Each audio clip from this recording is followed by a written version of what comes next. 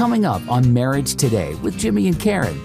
So I start walking across the room, and I'm going to be affectionate. And she sees me coming. You know, it's like pervert alert. You know, incoming. But so I sat down next to her, put my arm around her, you know, and just kind of patted her there for just a minute. And of course, she knew something. You know, either wrestling, sex, or a combination of the two were impending at that moment. But I didn't. And I just kind of patted her there for a minute, you know, and then I got up and walked across the room. She said, well, what did you do? I said, well, I'm being affectionate. She said, I like that. I thought, well, now I've spoiled her.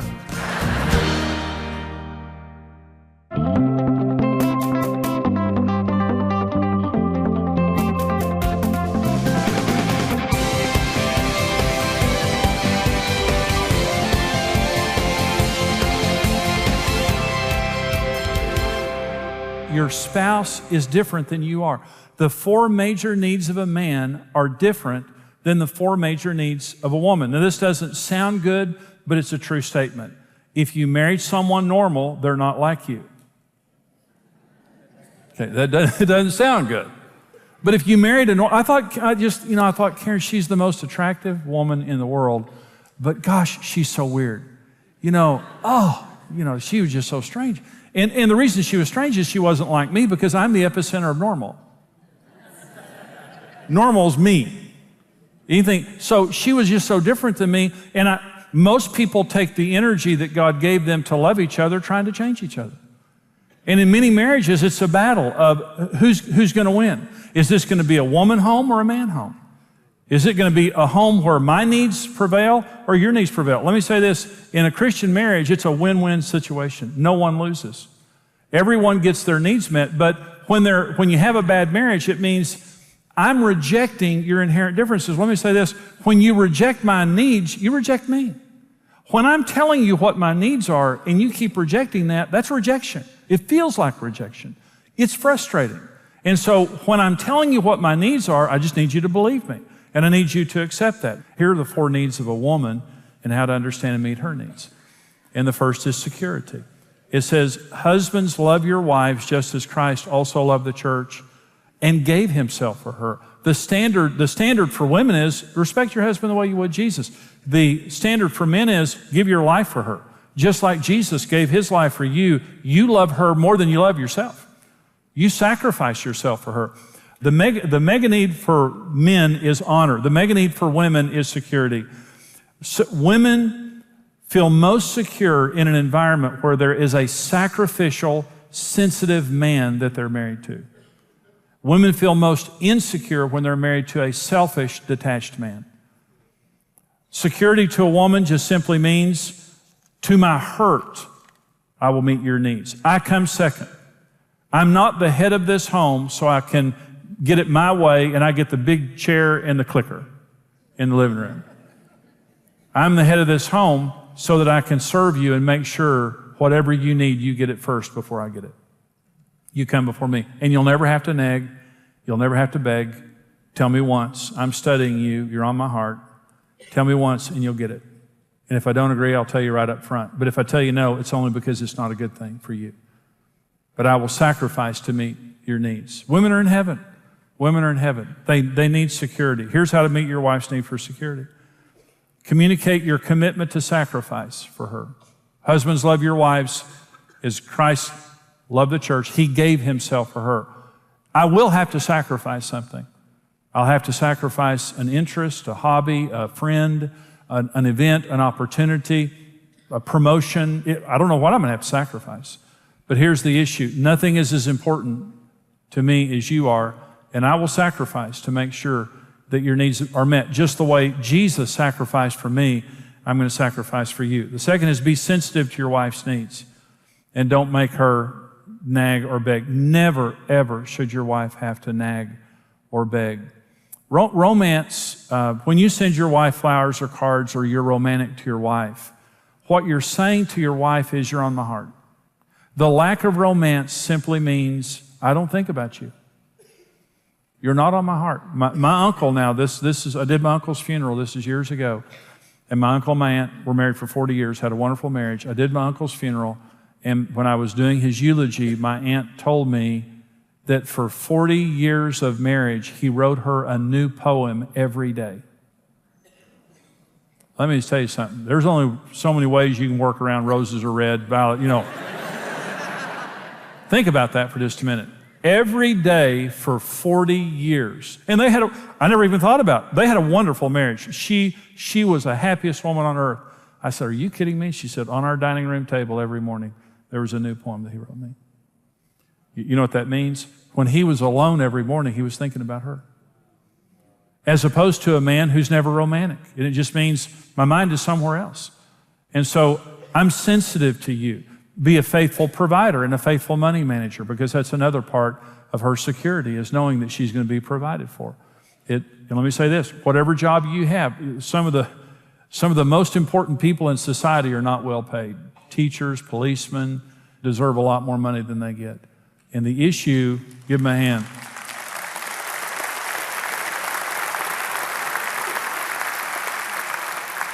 And the issue isn't the size of the paycheck.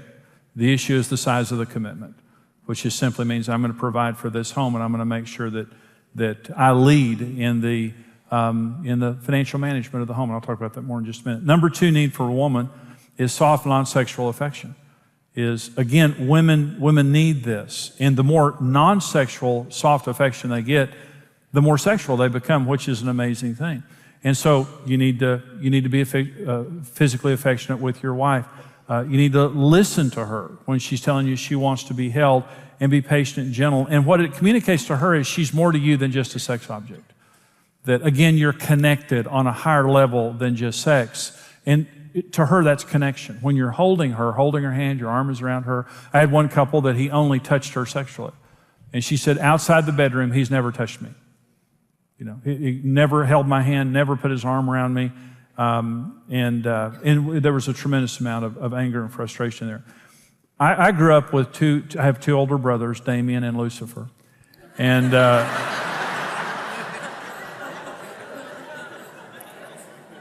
we fought every day.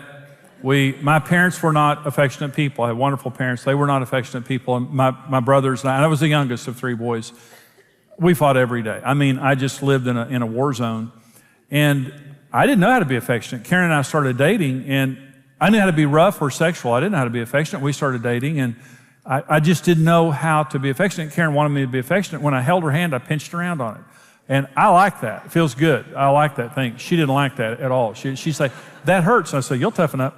Don't let my brothers beat you up 2 or 3 times. You'll get used to it. And then I get nervous. I just didn't know how to be affectionate. And so I put my arm around her and I put her in a headlock. And she'd say, I don't like that. I don't like that. Don't do that. And again, I think, you'll get used to it. Well, she never got used to it. So we were married, and she was sitting across the room one day folding clothes, and the Lord just impressed on me, walk over and put your arm around her, and just nothing beyond that.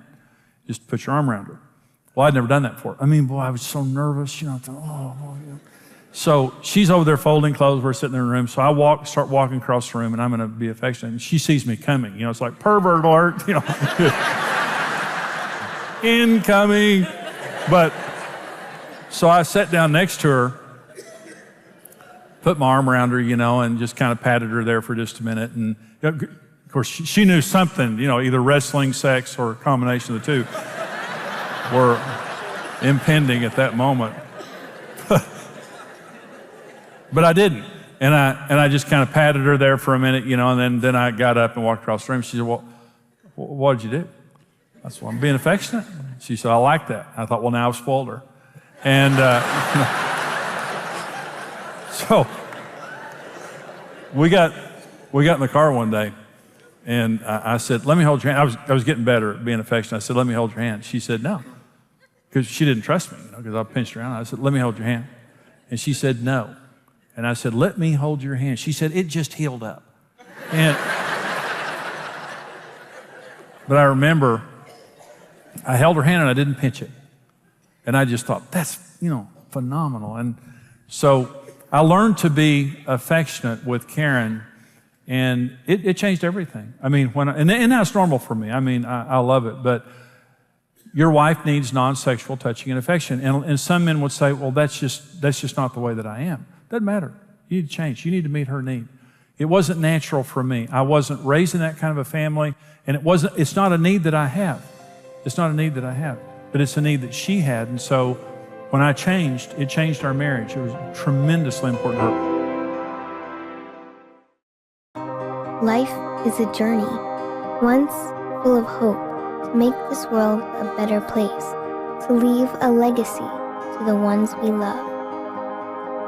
But somewhere along that journey, we've lost our way, forgotten what's important. When marriage is no longer respected, couples begin to separate and their children begin to suffer. Marriage is the future. We must build marriage. And what we love to do here at Marriage Today is give people hope, because marriage works. Marriage works wonderfully. God would never create anything for failure. God's plan for marriage is perfect. You have a 100% chance of success in marriage. Marriage Today is here to help every couple thrive. Even if you failed, even if you came out of a broken home, even if you've never seen a good marriage, every person can succeed in marriage, and that gives hope. We love helping people in marriage, but we have to have support to do that. In our television program, in our live events, in everything that we do, we know that we're touching millions of lives every year and millions of families. Would you stand with us as we build marriages in America and around the world? The families that we help and the children that we keep together with their parents are because of you. Please consider giving your most generous gift to help us here at Marriage Today lift the standard around the world for marriage and family.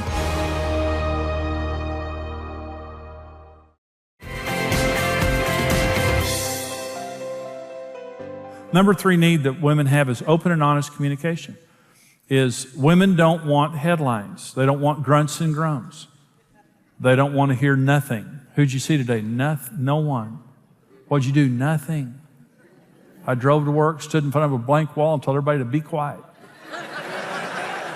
And I drove directly home. I have spoken to no one today. Is when your wife, she wants this, again, this is how she connects to your world, is through communication. And to your heart. And so when your wife says to you, what did you do today? Here's the answer she wants. You want to say, I didn't do much. No, I saw Bob. And Bob is the same as Bob has always been. Okay. She says, how was your day? Here's what she wants to hear. 6:32 a.m. I came into consciousness.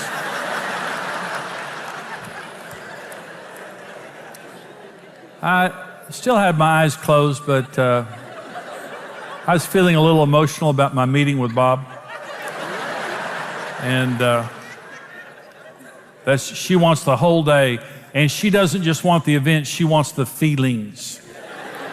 The feelings associated. See, I would talk to Karen for years, and I'd tell her something, and she'd say, well, how'd you feel about that? And I'd say, feel? How'd you feel? I don't feel anything, you know. And, well, men come emotionally unassembled, and women wire them up, you know. And that's how they do it. They get you talking, then they start saying, this is a feeling. See right there, that's a feeling. And you're going to have more of those as more conversations take place. And so again, I told Karen wanted me to talk. And I felt like she was nosy anyway. And I thought, I'm not feeding the monster. Information is the worst thing for her. You got to starve that thing out of her because she knows it. She wants to know about everything. So that's honestly the way I felt about it. And I'd come in the door and she started asking questions just like, ha. So I told Karen, when I changed, I said, okay, I'll talk. Okay. So I told her one night, I said, we'll sit down and we'll talk for as long as you want to talk about anything you want to talk about. And I thought, I am the greatest man ever lived. And B, they'll find me dead tomorrow with my brain sucked out. Because the sister will suck my brain right out my ear. I don't stand a chance. So we got together that night and we sat face to face, turned off the TV, we sat face to face and we talked. And Karen, she had never done this before. I had never patiently talked to my wife ever.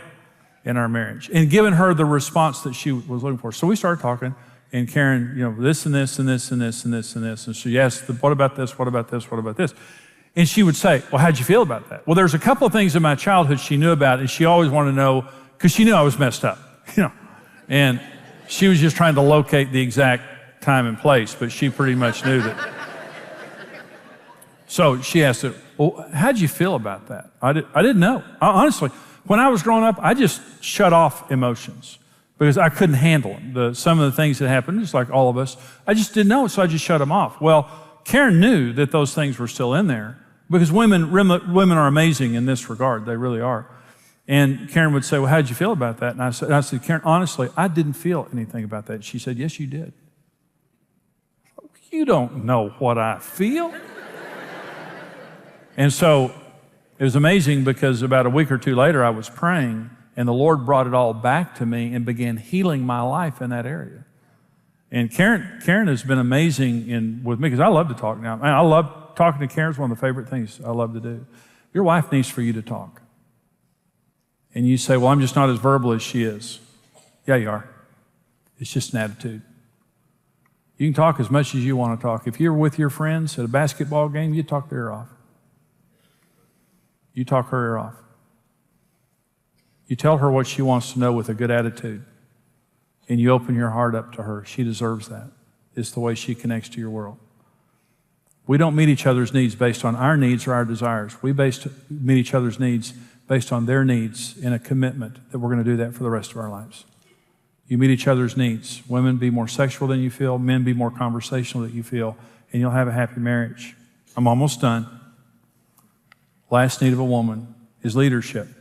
Women don't want to be dominated. They want to be treated as equals, but they want their husband to be the loving initiator of the home in 4 important areas: the children, romance, finances, and spiritual matters. They want you to be the loving initiator of the home. Now you say, well, I have more of a passive personality. Especially, you need to stand up and just be the initiator. It means you begin the conversation about your children. You begin the conversations about discipline. You begin the conversations about budgeting. You begin the conversations about church and spirituality and prayer and things like that. Again, she wants to be an equal partner. She doesn't want to be dominated. And if you have a naturally strong kind of a dominant personality, you got to ratchet that down. You got to slow down.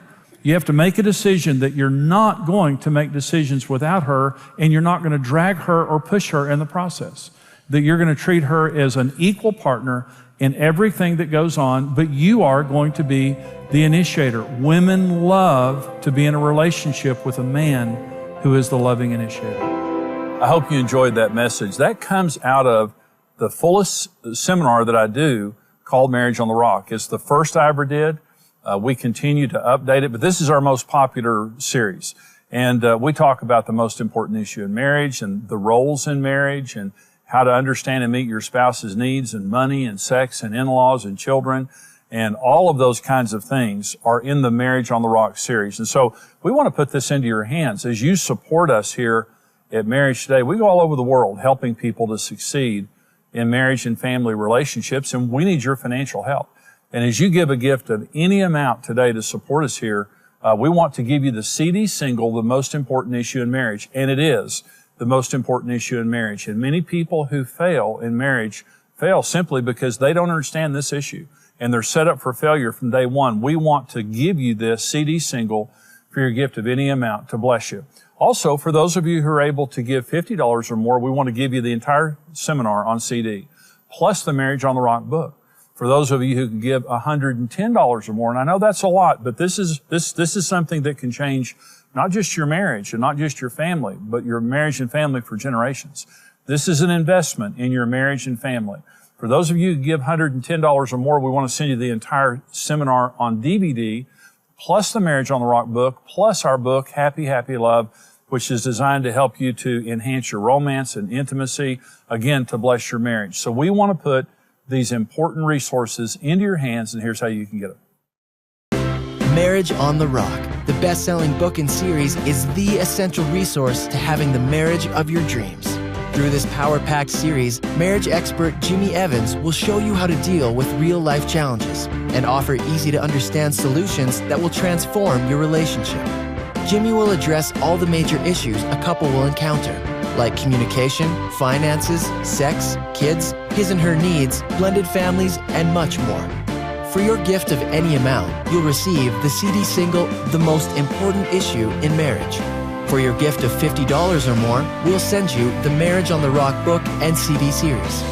For your gift of $110 or more, you'll receive the book and DVD series, plus the Passion Reigniting Happy Happy Love book. Discover God's design for your dream marriage. Whether you've been married for years or just preparing for the journey, experience Marriage on the Rock today.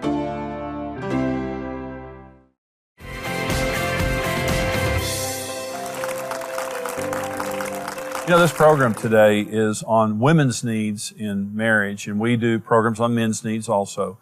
But Karen, in this program, you know, we're talking about the needs of a woman. And when we got married, I had absolutely no idea that you had unique needs that were different than mine. But you do. Your major needs are all different than my major needs. I don't think I knew I had those needs. I mean, because, you know, one of my needs is security. And I was pretty independent when we got married. I mean, I could have supported myself and, you know, but, you know, you're right. I mean, we do have those needs, and, you know, it's so awesome the way the Lord blessed you with the teaching of those needs, because I didn't even know. Yeah, I think we tell each other a lot of times what our needs are through frustration. But women's needs are security is number one. When men are sensitive and sacrificial, it meets that need. Open and honest communication, being willing to talk patiently about everything and not being frustrated, and talking about feelings too, which is hard a lot of times for men. Soft, non-sexual affection and leadership. And those are, to have a good marriage, you have to meet needs that you don't have, because those aren't my needs. And so I've got my own unique set of needs, but when we got married, I just thought you were weird. I thought you were demanding, but you were a normal woman.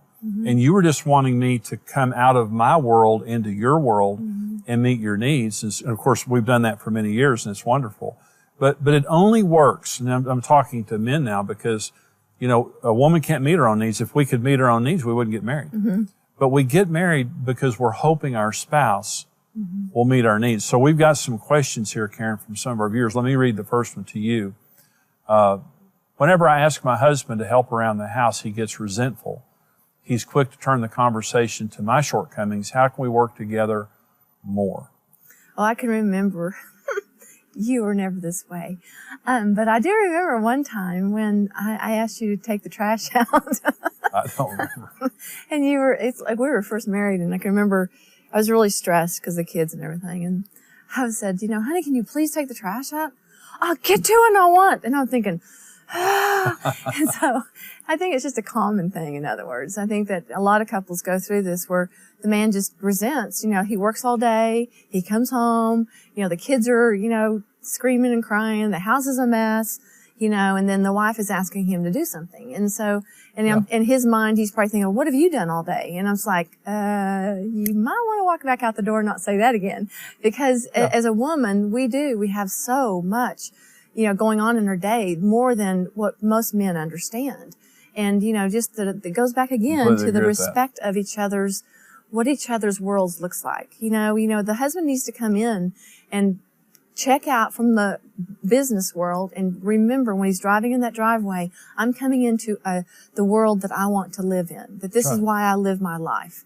And that, you know, what goes on. And that's the priority. Yes. And what goes on in this home is the most important thing. And he may need to take a few minutes, you know, breathe it out, whatever, pray, and then come into the home and be sensitive to what's going on in the home when he comes in. And, you know, and not resent the fact that his wife might need him, you know. Well, I was a chauvinist, and I felt like that was your job. The home was your job. And I helped around the house. And I love it as my job. That's the thing. I do love it. But some men think if she asks me to empty the trash, she needs to empty the trash. That's her job. So that's wrong. Number two, what she's describing strikes at the heart of her need for security. Because number one, he won't help her. Number two, he's accusing her. And so she said, he points out my shortcomings. When I ask for help, he starts talking about my shortcomings. Well, that's a double-edged sword. And so I would say, you know, how do you live with someone like that? You pray, okay? You tell him the truth. Don't go away. Honey, I need you to do this. And the other thing I'd say is don't be defensive about your own faults. Yeah. If he's saying something to you that's true, say, okay, I'll tell you what, you start taking out the trash and I'll stop, whatever. But don't be defensive when he's talking to you. Say, honey, if I've done something wrong, I want to change. But I want you to be more involved with the home and with the home. And I would say to all the men out there, a lot of men want a response, but they don't want to earn it. In other words, they want their wife to give them a certain response in bed or out of bed or just honor or whatever. And to say, 1 Corinthians 11 says women are the glory of men. And that means that women reflect their husband's behavior. And you did, Karen. And when I was a jerk, you treated me better than I deserved, but I didn't get that same response I was looking for. But when I began to serve her, when I began to meet her needs sacrificially, our marriage changed dramatically. So women's needs are different than men's needs. And a wise husband listens. He's sensitive to create an atmosphere of security for his wife in emptying the trash and helping around the house and helping with the kids and talking to her. And all of those things is so incredibly important if you're going to have the marriage that you want to have. We hope that this program today is helpful to you. The information is there on your screen. Thanks to all of you who help us financially. We can only do what we do because of the financial support of our wonderful partners. Thank you for all that you do for us. If you haven't given or if you want to give again, the information's there on your screen. Please consider giving your most generous gift. You can write us, you can call us, you can go online, and we appreciate so much. And listen, the families that we help and the children that we keep together with their parents are because of you. Thank you for all that you do for us. Thanks for joining us today. We'll see you next time right here at Marriage Today. God bless you. Goodbye. Thank you for watching Marriage Today with Jimmy and Karen. Subscribe to Marriage Today's YouTube channel for more marriage building videos and updates.